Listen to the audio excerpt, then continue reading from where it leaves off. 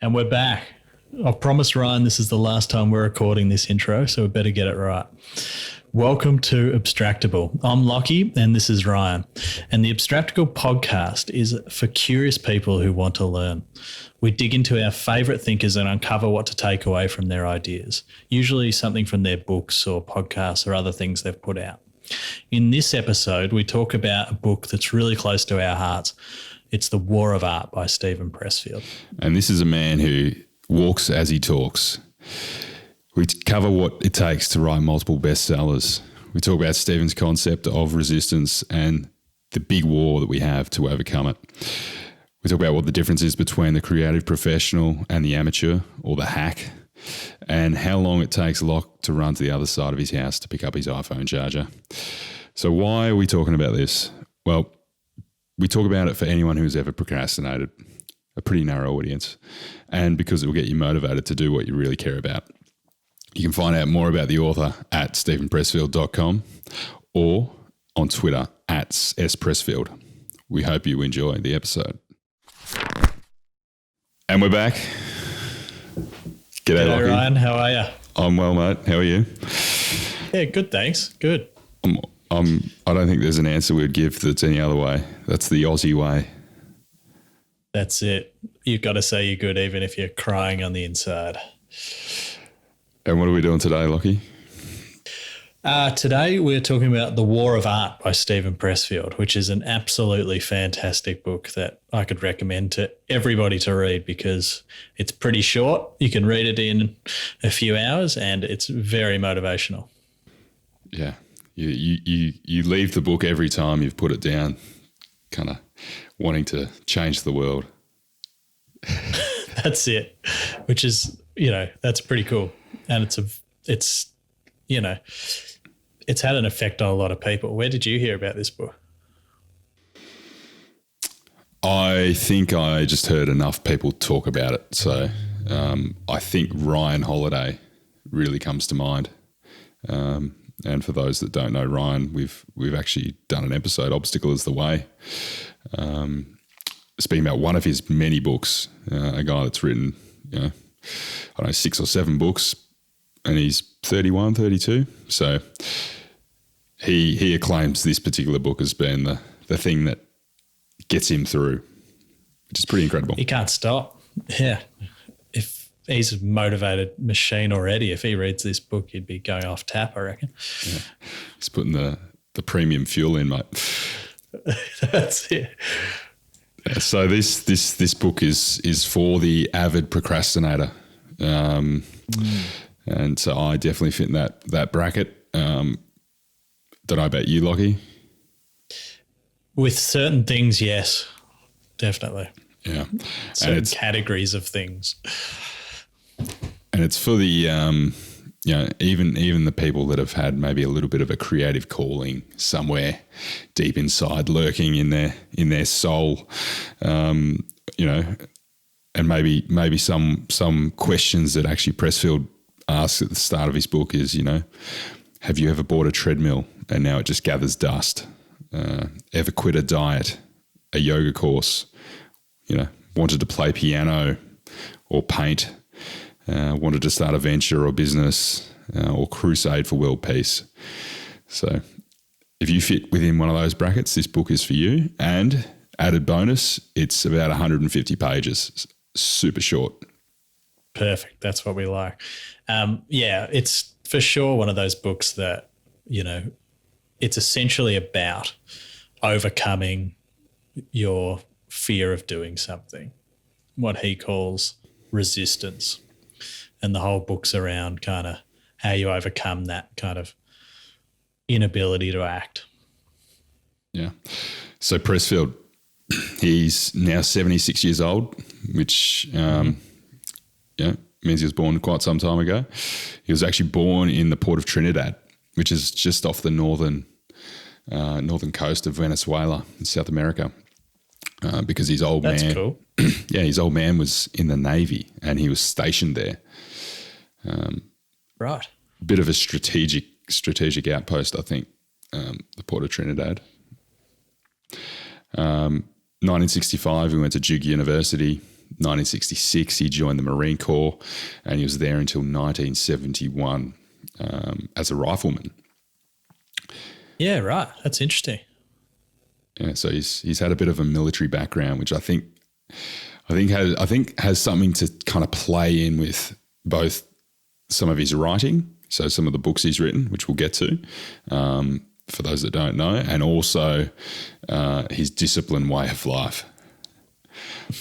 So his first job when he moved to New York City was a $150 a week copywriter for Benton and Bowles. And one day while rewriting the just add water text from the black label of gravy train dog food, he asked himself, shouldn't I be doing something a little bit more worthwhile? And he decided to quit his job and write a novel. Oh, that's a cool story. So have you seen the show Mad Men at all? I've seen maybe an episode or two. Yeah, Christine and I are rewatching it. It's one of our, I suppose, lockdown shows that we've kind of decided to crack back into. And it's actually really cool, and it's got a lot about creativity and, I mean, a lot of other deeper stuff too that isn't as nice. But, you know, it's about an ad agency in the 60s. And some of the stuff they come up with for some pretty boring products is pretty cool. I imagine that explanation is just for those people like me who live under a rock and haven't seen the show, because I'm pretty sure 90% of the population's probably seen that show. Yeah, it's been out for many years. So, yeah, it's not exactly groundbreaking hearing it here first stuff, but, you know, we try our best. So Pressfield was an advertising copywriter. He was a school teacher. He was a tractor trailer driver. He was a bartender. He was an offshore oil rig worker. He was an attendant in a mental hospital, a fruit picker as a migrant worker, and a screenwriter. And so these were the little, side jobs, side hustles that he was doing while he was doing the main hustle, if you will, which was the writing of the novel. And so 1986 to 2000, he wrote a lot of, a number of screenplays: King Kong Lives, Above the Law, Joshua Tree, The Legend of Bagger Vance, and a few others. The Legend of Bagger Vance is actually a movie with Will Smith too, I think, which I haven't. Yeah, I did recognise that one. Have you seen it? No. I think it's based around. No, I can't recall. Doesn't matter. It's a golf movie. It's about a caddy, I think, or something like that. Okay. And that's again bringing big value with my comments there. Thanks, Lachie. 1995 golf movie or something. So 1995 onwards, he's actually his books being released. Just bear in mind he's 76 years old, so 95. He's well and truly into his career here. So Gates of Fire, Tides of War, The Virtues of War, which is about Alexander the Great, and many, many others. And he's written a few non-fictionals, which are all, as far as I can tell, very condensed short books like this one, which is, Do the Work, Warrior Ethos, and others. So what do you think about the length of some non-fiction self-help style books? It's a leading question, but this is a very short book. Others aren't so short. Yeah, it's bullshit. I think there's a quota of 330 pages or something that, unless you've written through, or maybe this is starting to phase out, or I hope it is, because there are so many books that could be summarized in about half the amount of space that they've taken up in pages. Yeah, I'm looking at you, Simon Sinek, first up. Some of those books should just be a 3-page article.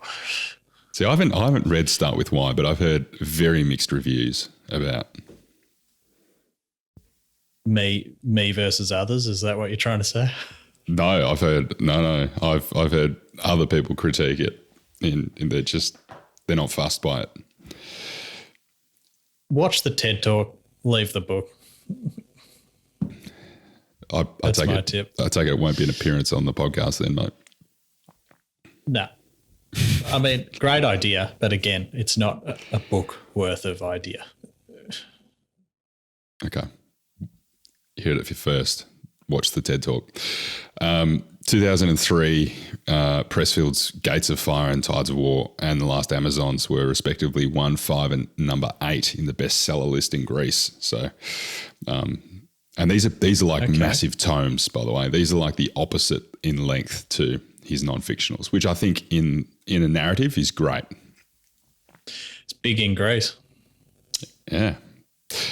Well, I think some of his books kind of revolve around, ancient Greece and, and also Romans and things. So it's all in that kind of area, mate.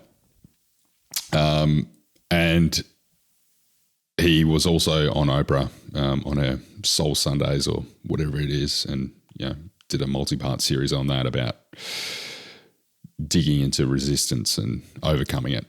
So one thing is for certain after reading this book, and that is this guy is pretty damn resilient and has some serious grit for getting things done. So he has a little discussion about how he eventually, because one of his big problems was not being able to get through finishing his writing. And so he finally had written out the end on his first book, and which took him all this time. And he said, I never did find a buyer for that book or the next one either. It was 10 years before I got the first check for something I had written, and 10 more before a novel, The Legend of Bagger Vance, was actually published. So that's like a 20-year timeline before one of the things that he set out to do, which was write a novel, got published. So he's taken a few hits. That's a dedication to an art. You just got to be, it's someone who's doing it because they want to, not for the external results, isn't it? I wrote for 17 years before I earned my first penny. And I wrote for 27 years before I got my first novel published. And then during that time, he worked 21 different jobs in 11 states. So wow, pretty nomadic and pretty that's pretty out there. Interesting life. So tell me about resistance, Lockie. Okay, so resistance. So the book is about the concept of resistance. So effectively, it's that feeling you get when you want to do something, but you just don't do it. And it's a mix of fear and other feelings that we'll go into. And he goes deep into this, but he's got a few quotes. So effectively, it's kind of like, we might start it with this. He says, most of us have two lives, the life we live and the unlived life within us. Between the two stands resistance. So it's effectively that thing you feel that stops you from doing what you know your work is to do. Yeah, it's what Freud called the death wish, mate, which is the destructive force inside human nature that rises whenever a tough, long-term course of action that might do for us or others something that's actually good. And we just keep shuffling it to the wayside. Yeah. And so he describes things as this resistance as we experience as an energy field radiating from a working potential. It's a repelling force. It's negative. Its aim is to shove us away, to distract us, prevent us from doing our work. So effectively, the resistance obstructs anyone from moving only from a lower state to a higher state, as judged internally by the person who's experiencing the resistance. What does that mean, mate? What do you mean by lower sphere to higher sphere? So what I mean by that is, say, going from, from something that you feel is sort of, it's leveling yourself up, if you want to get better at writing, well, you're going to get You're going to move up by doing the writing and showing your work and getting people to provide comment on it and things like that. And by not doing it, you stay at that lower level. So it's the thing that stops you mentally from pushing yourself that little bit further to get further ahead, and to get further ahead in the things that you really truly do want, not the things that you think you want or that sort of stuff. So it's an internal idea. You kind of know, we'll get into that a little bit more in a bit further detail. But we've got a few things that are common examples of what might elicit resistance that he lists in the book. Hit us with those, mate. Yeah, well, the obvious one is, like, it's pretty clear that it's written from a his writing perspective, which means that any kind of creative pursuit, so it's like the painting, music, film, dance, whatever you can imagine in that space, and some people just have this burning desire to go and do something, or they know that when they jump into an activity like that, that it just, they're in their, what he calls their territory. So other examples include, as I said, launching a business, launching an enterprise, entrepreneurial activities, getting on a health regime, spiritual advancement, getting abs. I think that's one. Education, or doing a little bit of learning. Now's a great time for that, or any of those, like, even movements that really that pluck on your heartstrings for some particular reason. And there's many other things. It may be simply the job that you're doing right now. That might be, that might be it too, and that's important to highlight. Yeah, it's really interesting, and the idea of resistance, I think, plays into, like, what I've kind of self-described in one of the things I've been writing about as to try and help me figure out how to move forward with difficult things, is that there's kind of two sides to getting better at something quickly or leveling up. And to level up quickly, it's not a leap. It's kind of like you need to take a jump, I sort of been saying. So, like, instead of, like, taking a giant leap, you might want to jump quickly from one thing to another and level up quickly. So to do that, you kind of need skills on the one side. You can't do it without the hard skills. But then on the other side, it's kind of, you have to believe that you are the type of person who will actually do that. And I think that they're the two frames that I find that I'm starting to focus more on the second type, which has got a lot to do with resistance. That is actually a really powerful force that holds me down, as opposed to actually having the skill to do the next thing. Quite often I tell myself it's the skill, but it's not. It's just I kind of got the skills to do it. I just need to take that leap of faith to get it done and not be afraid of the fear of failure and those sort of things. Yeah, well, that's. I think you've hit a nail on the head there, mate, because he does list off a lot of these typical fears that people have, and he starts out pretty trivial. That people might think in a particular way about you, all the way through to fear of madness or fear of death and all those type of things right at the other end. But then he says, after all that, he says, but that is not the mother of all fears. And the mother of all fears is the fear that we will succeed. And that's kind of hard to kind of dig into, but it resonates with what you just said about, that you are that type of person that will succeed. Yeah, that's kind of weird, isn't it? Not weird, but it's pretty deep. Oh, it's counterintuitive, and it's very hard to grasp. Yeah, it'll mean different things to different people. But I quite liked this one, like that. Yeah, resistance does manifest itself as fear, but it's kind of more than that, and it's so multifaceted the way he describes all the aspects of it. And this idea of resistance is really interesting because he's able to group a whole lot of feelings that happen to hold you back into one kind of nice idea or word. But the fear behind it is super interesting because he goes, the counterfeit innovator is wildly self-confident. The real one is scared to death. And I think what he's trying to say there is that everyone feels this feeling of not being good enough, not wanting to push. It's not the feeling itself that means you aren't one of the people who can do something. It's actually quite the opposite.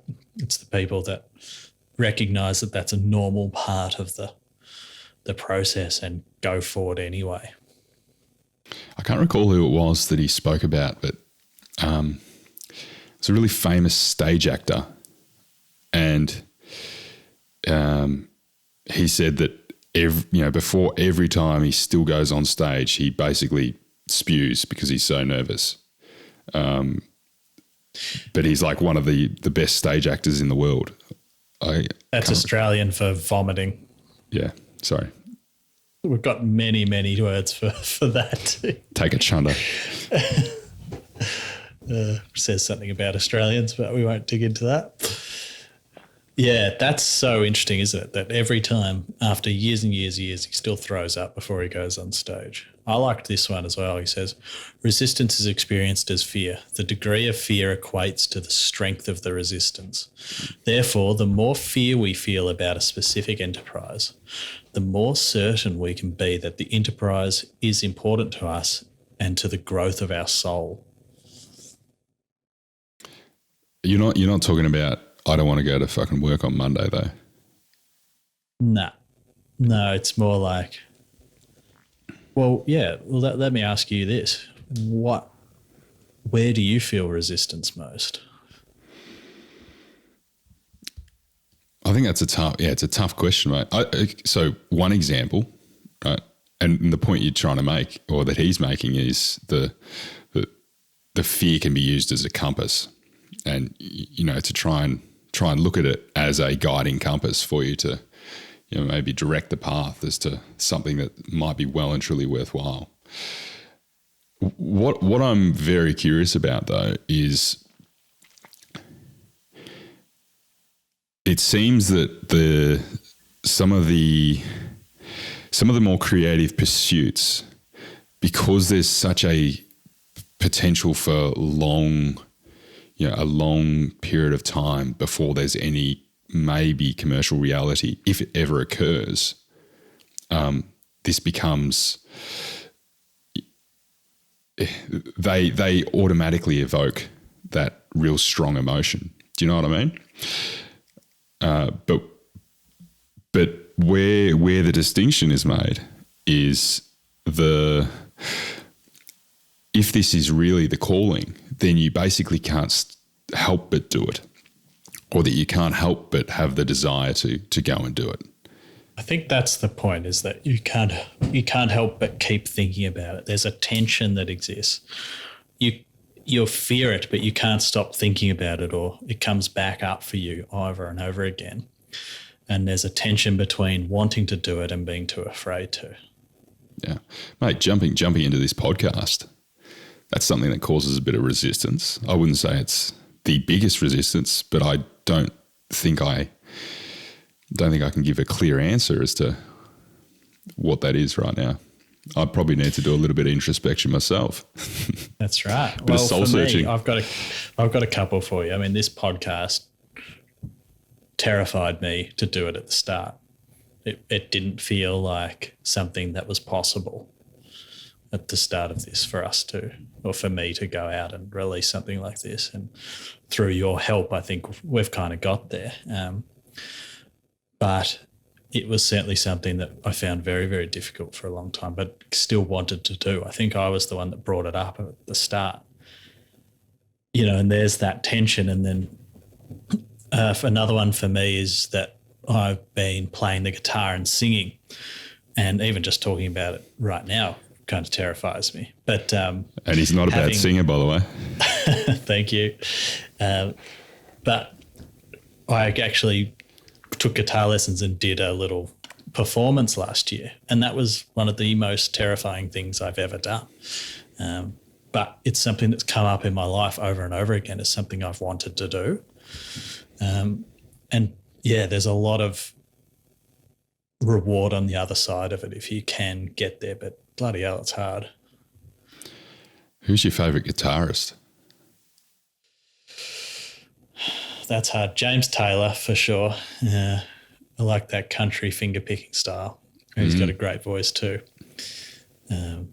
So that's my pick. Okay, interesting. I'd say I'm put me in like a Clapton, Derek Trucks space.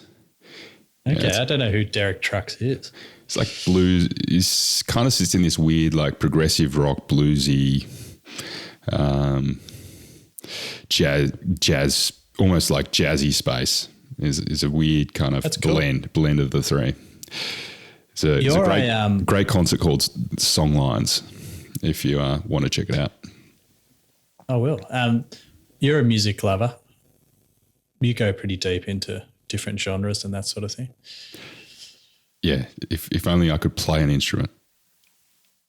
No, I did used to play some piano and guitar and stuff, but I there is an inkling to get back into that. So this lockdown is that we're still in, which I'm not sure if it will be the case when we release this episode, but the harmonica is something that's quite portable. So I'm going to start learning that, and that's something I've been putting off. That's awesome. So you can hold me to it. We can play a concert, mate. Yeah, all right. Wouldn't get many listens, that one. So we might be able to play a primary school performance night or something. That's it, yeah. And we'll still get outshone. Exactly. So a big part of resistance is procrastination. You're a procrastinator, Matt?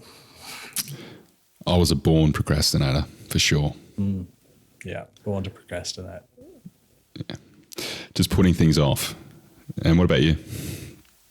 Yeah, for sure. I think definitely got some procrastination. I think when you're an adult, it becomes a little bit easier to procrastinate too. There's not so much structure around you. You can you've got your own free will to avoid things however you want to. But he kind of marries up the idea of procrastination with what you use to procrastinate too.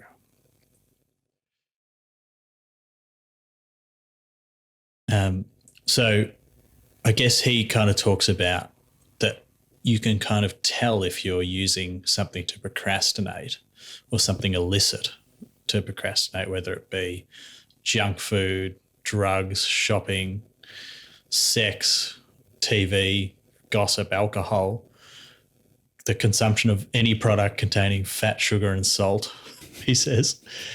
And you can kind of judge if you're procrastinating by kind of how hollow you feel afterwards. Is this something you're doing for your own enjoyment out of a good place or not? And if you kind of feel like you're, really a bit empty after you've had that sixth Kit Kat, well, you probably know that you're not actually doing something good for you. Yeah, there's these recurring behaviours that everyone has, where they know that they kind of fall into that behaviour, or there's something that triggers them, and typically people will get to the end of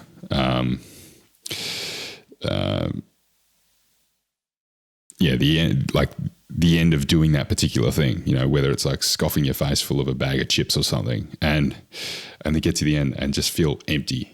You're like, yeah, that was shit. Shouldn't have done that. And then that's almost the trigger to go, that's probably a procrastination. That's like an outlet for my procrastination. So it's, what should I have been doing? What could I have been doing instead? So for me, when I was going through, certainly through high school and, university, I think was, gaming. I think computer gaming. That was huge. You probably don't realize it at the time until you kind of look back on it, but it's a big thing. And I think there's some very addictive games out there in this crazy world we live in. Hey, talk about esports too. They're now solid careers. Yeah, you can, but I think you can actually use anything you can use healthy things in this way. I know people are addicted to exercise, there's probably some things that are better for others, absolutely, no doubt. But you can have a bag of chips and feel good as well. It's in some ways it's not so much about the act itself, but why you're doing it, perhaps. Yeah, I think the feeling of, totally, like having a bag of chips is great. I look forward to that. Maybe whenever it happens, but it's when it's followed up with that kind of hollow feeling, I think, is the trigger to go, something's not right here. Yeah, there's a good podcast, Mark Grove's podcast, where he talks about all this kind of stuff, and he kind of describes, giving up whatever your version of this is. He says, see how you feel when you don't do it. What are you feeling? And that was like really interesting to me, because it kind of makes you think, okay, if I don't eat that junk food and I start to feel sad or upset or like I really should have done this or that, you can kind of understand what that thing for you is masking. That was pretty profound, I think. It worked for me. So I believe the majority of us are already pros, though. Pros? Yeah. Professionals. That's short for professionals, not for a long piece of writing. So he actually talks about Somerset Maugham, and he was asked whether he wrote to any particular schedule or when he was just struck by inspiration, and so he's a famous writer, and he says, I write only when inspiration strikes. Fortunately, it strikes every morning at 9 o'clock sharp. And so Pressfield says, that's a pro. And what it is by performing the mundane physical act of sitting down and starting work, he sets in motion a mysterious but infallible sequence of events that would produce inspiration, as surely if the goddess had synchronized her watch with his. He knew if he built it, she would come. I quite like that. And so he's actually kind of bringing in, which we'll get to a little bit later, is like the muse. And it's the muse that sits inside everyone. But what he's talking about here is everyone goes to, or most people go to work, for example. Most people have a job, or most people go to school and show up to school at a particular time. So the physical act of you showing up there at work is in effect being what he calls the professional. So you just need to be able to apply that same kind of discipline process to showing up there, to becoming, a professional in whatever it is that pursuit you're looking for. Yeah, so this is kind of his way of overcoming, or talking about how resistance is overcome, is approach things like a professional, not an amateur. And he kind of throws these two things against one another to show kind of how the successful people get through this.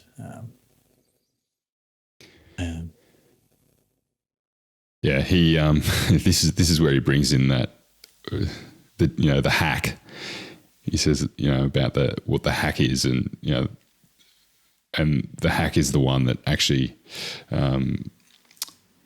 over identifies with that particular thing that it is. So they are all consumed and all whole as part of this pursuit that they're doing.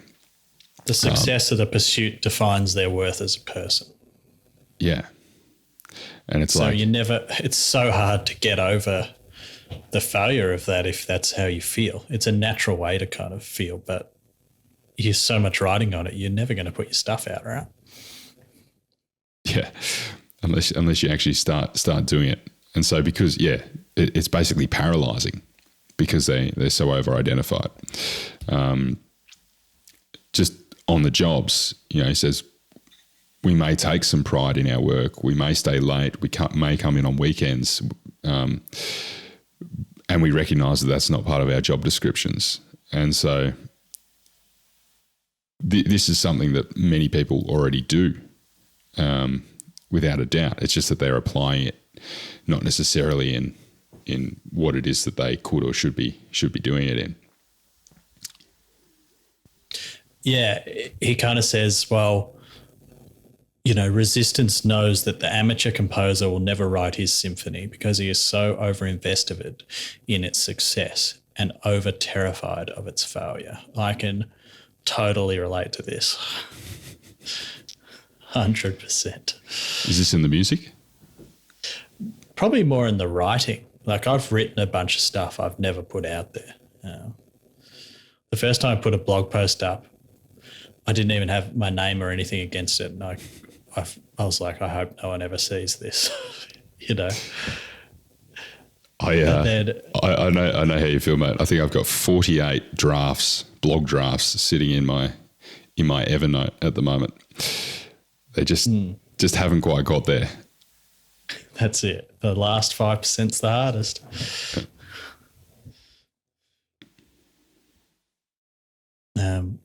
But they don't take themselves too seriously, the professionals, as opposed to the amateur. He kind of touches on that too, right? And a big part of what he sees as a professional is that they understand that they're going to feel all these feelings of resistance, but they're willing to show up, do the work, not over-identify with it so that they can push through it. And they're willing to release their stuff knowing that it's probably not going to work. But that's part of the process, and working through that fear in this way is part of being a professional. It's not feeling it and just being, the rock star on stage. That's not it. It's feeling that fear and going out anyway. Yeah, it's like you got to not take it so seriously. There's got to be a sense of humour. He says you don't hear these people bitching, this trilogy is killing me.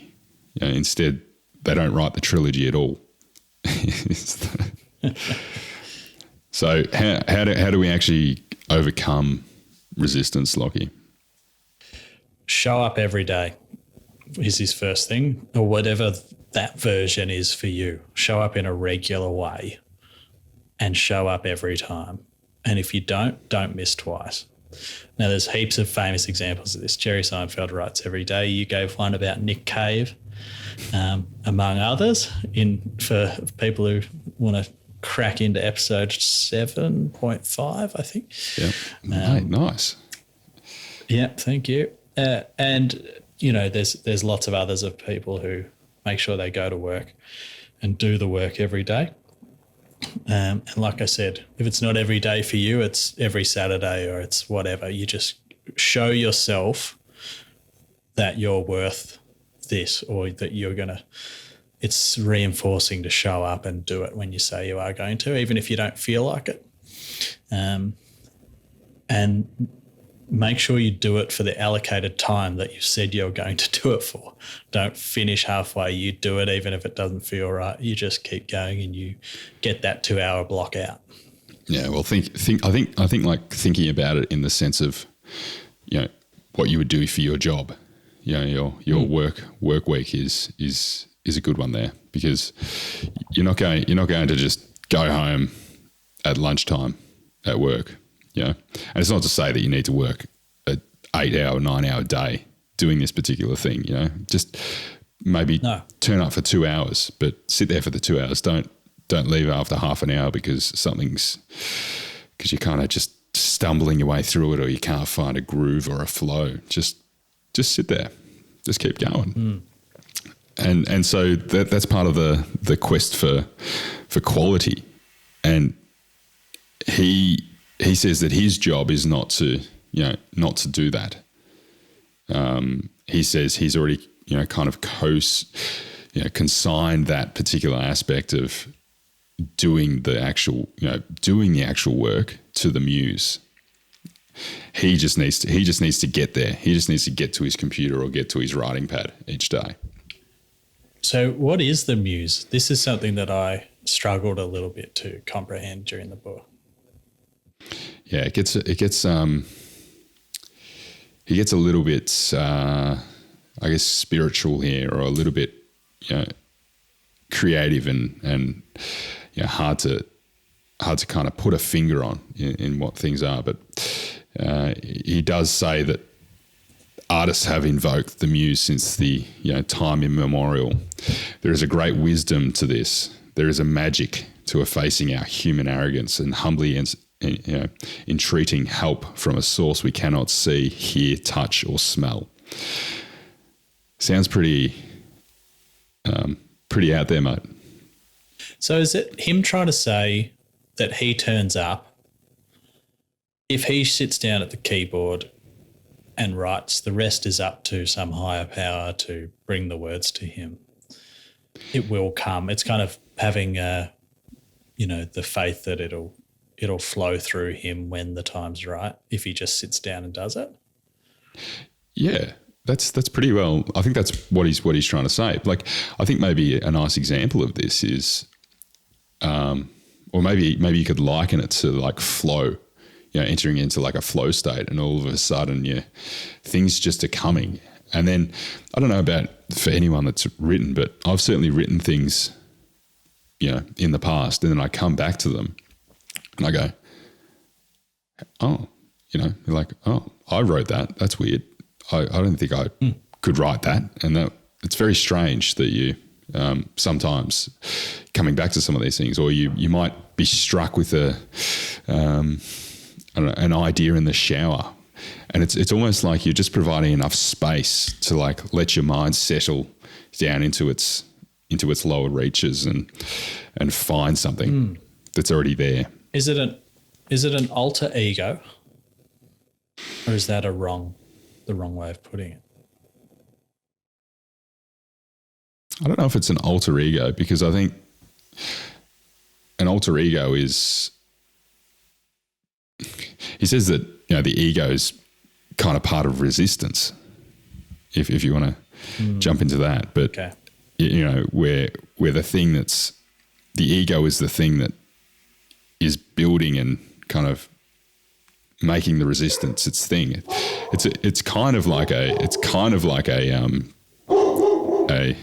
you got the bloody dog going there, mate. I've got the dog barking. Sorry, everyone. You've got an intruder coming in the house. I think it's Christy coming home. It sounds like it's a bit scarier than the dog actually is. She's a sweetheart. So he's a very gentle giant, that one. Holly. That's it. Barks when you come home, but that's about it. So it's not Dylan calling himself Dylan instead of Robert Zimmerman or whatever, is it? Or is that part of it? It's stepping into that part of you that creates. Yeah, I don't know. That's a really interesting question.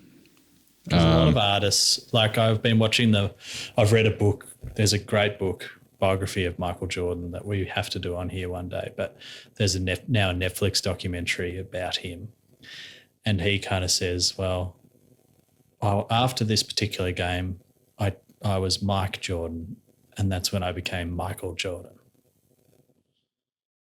It's a stepping into another he's created himself, as Dylan would say. Okay, so that seems to be a tactic for people who put themselves out there a lot. It's interesting in that, like you brought up, like Dylan, because Dylan, arguably like is continually recreating himself, as he says, or finding who he is or finding what the next thing is, and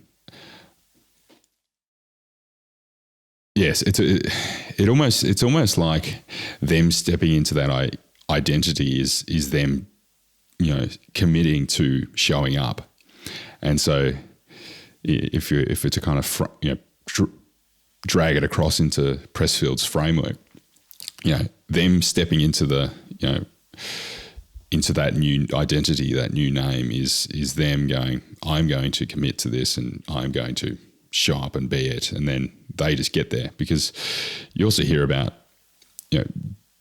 Dylan considers, the muse, if you will, as his like sacred. There's like this sacredness to it. You never actually hear about what goes on inside of that. It's a real enigma. And he quite often will get asked by, or has been asked in the past by, journalists and reporters and different things about, what is your process? And there's always like dismissive comments. So it just happens, or, those type of responses, and moves on very quickly. That's his. He can't expose that to people. But yeah, do you think there's a way to apply that to people who have more, not maybe mundane's not the right word, but mundane jobs, like say myself being an engineer? Could you turn up as Griff, when you go to work and you put on and change you're like, it's like you're Lady Gaga, what's your alter ego name that gets you in the zone? I feel like there's something in this. Yeah, that's interesting. Because it's quite often people, right, at work, and there's people that are so different at work than what they are when they're not at work. And usually they're more of an asshole at work, right? Yeah, 100%. And then you're like, you might catch them on the outside, or at a social event or something, and you're like, you actually can have a conversation with this person, and then you come back in on Monday and they're back in asshole mode. Yeah, I don't like those people. Yeah, either do I. But so I wonder if you could use this power for good, not evil. Yeah, well, it's part of maybe is stepping into, in that situation, is like stepping into, maybe a more benevolent version of that, and it might be that you're going to, give in service to your team or whatever it is, and you're going to commit to jumping into that maybe that leader that provides people someone to look up to, but you also will be there to service them and do what you need to do. And they kind of trust that. I don't know. Yeah, not sure. There's many other things, that we can kind of do because it's all well and good saying, show up every day, but that's probably, that can be just but the problem itself is that's a hard thing to do, or can be a very hard thing to do. So there's probably a few things that we can do, which is like social pressure. That's a great one. Yeah, this is where you get more into the habit space, isn't it? This is where you try to create some sort of habit and use some tactics that are going to help you achieve that. And I'm not going to ask you again, but can you just read Atomic Habits so we can do an episode on it? Because if I have to bloody bring it up again, I'm not going to be happy. I've downloaded it on the Kindle. It's getting closer. Thank you. Okay, good. And I've also subscribed to James Clear's newsletter, so I'm getting like a vibe for what he's like. All right. you're just kind of entry level clear, and then you'll hit the book after that. So good. I'm glad we got that out of the way. But some of the stuff, get a guide. This is something that I think is, if Tiger Woods has a coach, why do you think you don't need one? So this is something that dawned on me that is actually, I think, in this book, but I've kind of felt elsewhere. I'm like, what? Everything can be learned. If Tiger and LeBron and all those guys need a coach, then so do I, because I am nowhere near those guys in any aspect of what I do. So, and that person can help you with the skills, but they can also help you with the second part of jumping, which is what I described, convincing you that you'll be able to go to that next level. They can guide you through to that next bit. And that's what I've kind of found helpful with people mentoring me and that sort of thing, that it gives me the confidence to know I might be able to do it because there's someone talking to me who does it too. And I go, well, I'm not that different to this person. They did it. Yeah. And they also hold you accountable, mate. It's if you respect them and their time, which hopefully you do, then you're not going to rock up to them on a every Wednesday or every second Wednesday, or whatever it is that you're catching up with them. But I did fuck all this week. Yeah, that's right. That's all I've got. Totally disregarded what you said. So fuck you. That's right. You're not going to do that, are you? Break it down into like a bite-sized piece too. You don't want to be, I'm not talking about the Kit Kat there. There's a joke for you. You don't want to be trying to write 8 hours a day. You want to be writing for 10 minutes. This is a big Atomic Habits thing. You got to break it down real small. Give yourself a chance to succeed. Change one meal, not your whole diet. Baby step. You got to walk before you can run, mate. 100%.